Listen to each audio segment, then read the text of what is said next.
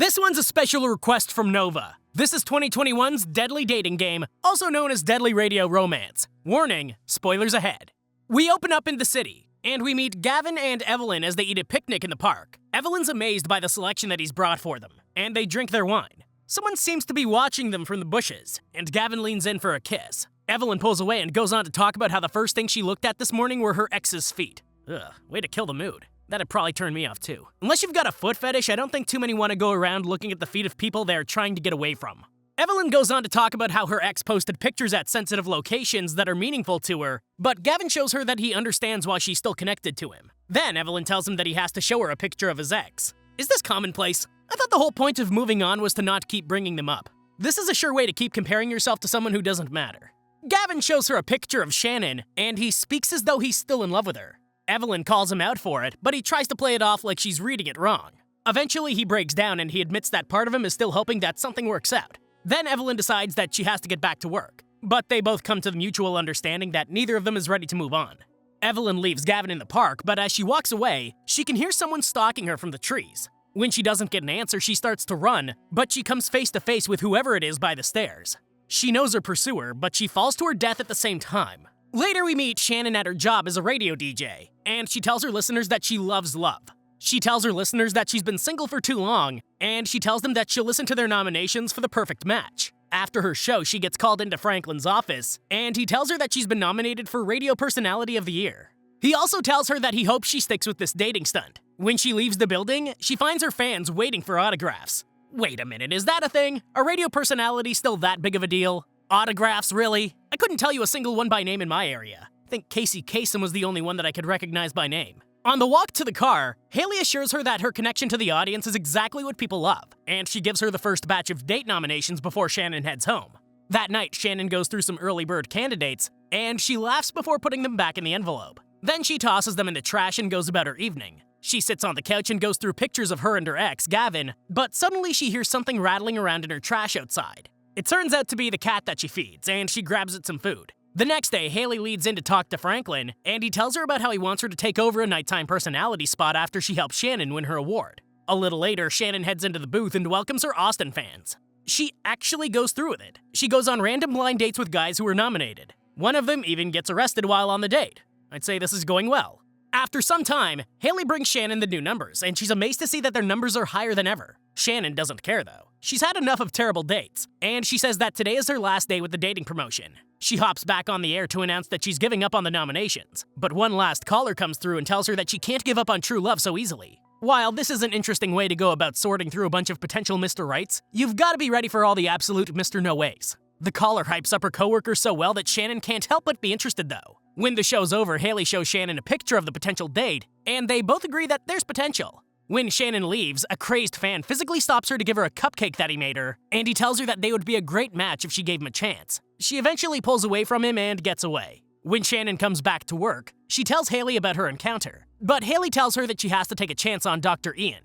When Shannon goes on her date, things seem to go pretty well, but he gets called away for work for a moment. While he's away, Gavin pops up and points out that he's moving back to town. Well, this is awkward. Even more awkward when Ian comes back. Gavin doesn't give off creeper vibes at all. Well, Gavin leaves them be, but Ian gets called back away for work again. Ian apologizes for the interruptions, but he asks her for a second date when he's off call. Shannon agrees to it, and the next day, she tells her listeners about the second date. Suddenly, Gavin calls. This dude puts their whole situation on blast, and he tells her that he came back to Austin for a second chance with her. Impeccable timing, dude.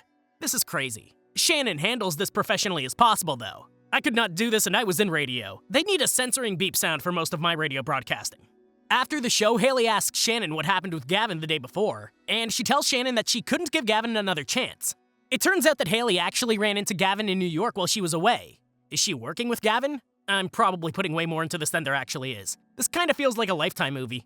On Shannon's second date, Ian treads carefully since he knows a little bit more about Shannon's situation. But they continue their romantic date. After a romantic dinner, Ian takes her home and he asks her on a third date. Shannon agrees without hesitation, and she gives him a kiss on the cheek. Someone is watching them though, and Ian hears someone rattling in her trash after she leaves. Someone's in her trash alright, and whoever it is kills Ian with a big solid rock. Who is it? Gavin? Haley? Creepy cupcake guy? How did they know that blue was her favorite color? Speaking of creepy cupcake guy, Shannon finds blue cupcakes on her car after the show the next day. Okay, Cupcake Guy's a prime suspect now. At the bar that night, Shannon waits for Ian, but she doesn't get a response. Suddenly, she gets a call from the police, and in the morning, she tells Haley that Ian's dead. When Shannon goes on the air, she notices a flyer with the words "die" written all over it. Better yet, whoever the killer is ends up calling the studio and admits to killing Ian. The balls on this guy are ridiculous. He doesn't just admit to it, he elaborates on how good it felt and everything. Throw out the Lifetime comparison, this might be my kind of movie after all. Shannon tells the detective everything she knows, but that night she gets an envelope with pictures on her doorstep. Whoever the killer is definitely watching her every move. The next day, Shannon talks to Franklin and Haley about canceling the show, but everyone seems divided on what they should do. As Haley tells Shannon that she made it into the top 3 finalists, Gavin pops up. He apologizes for calling the studio before, and he apologizes for what happened to Ian. Shannon thanks him for caring, but she tells him that she doesn't want anything to do with him. Gavin leaves, but do you know who runs after him? Haley. She tells him that she's here for him if he ever wants to talk. I really hoped Haley was better than that. After Shannon goes back into her car, she finds a warning written in her favorite lipstick color, and she tells Haley that she definitely thinks Gavin is behind things now. My vote's still on Creepy Cupcake Guy. Shannon declares that she's not canceling the show, and she has a guest author come on the show to talk about stalking. Natalie points out that stalking has nothing to do with love, but it's actually all about control and possessiveness. Natalie advises her never to deal with a stalker on your own. Is Shannon going to listen to this advice? I'd bet money that she won't.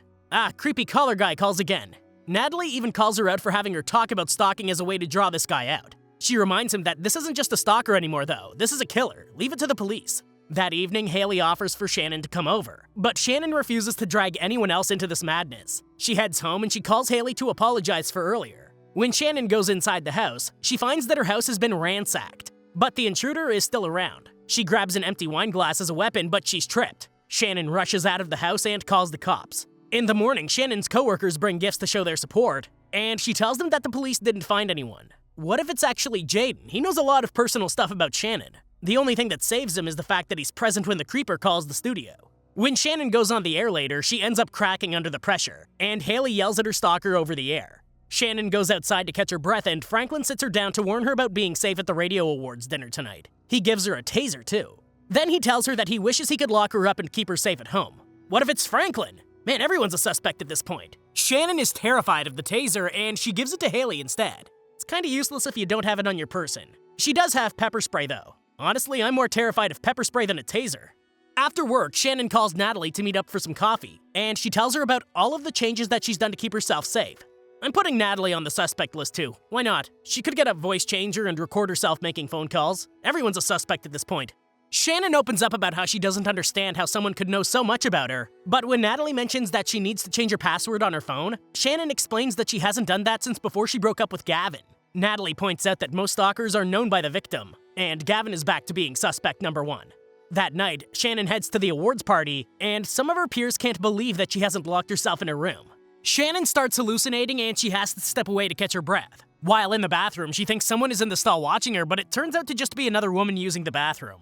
She literally throws the door open on some poor woman who's just trying to use the bathroom. That's one of the biggest invasions of privacy in the whole movie. That's the sacred time. When Shannon comes back out to the party, Franklin and Gavin greet Shannon at the bar. But Shannon accuses Gavin of being the killer. Franklin vouches for Gavin, and Gavin actually has evidence and alibis for why he couldn't be the stalker. Shannon feels like she's losing her mind, and she steps away to call Haley, who's at the station. She tells Haley about how she accused Gavin right in front of him and Franklin. But Haley assures her that it'll all be okay. Then Shannon tells Haley that she'll be at the station in a few minutes because she needs to be with friends. What they don't know is that someone's cutting wires at the station. Eventually, Shannon arrives at the station, but when she gets inside, she finds Haley isn't inside anymore. Her purse and phone are sitting on the counter, but when she comes around the corner, she finds Haley passed out on the floor. Our list of suspects is growing shorter. I think we're down to Jaden, Haley, and the creepy cupcake guy.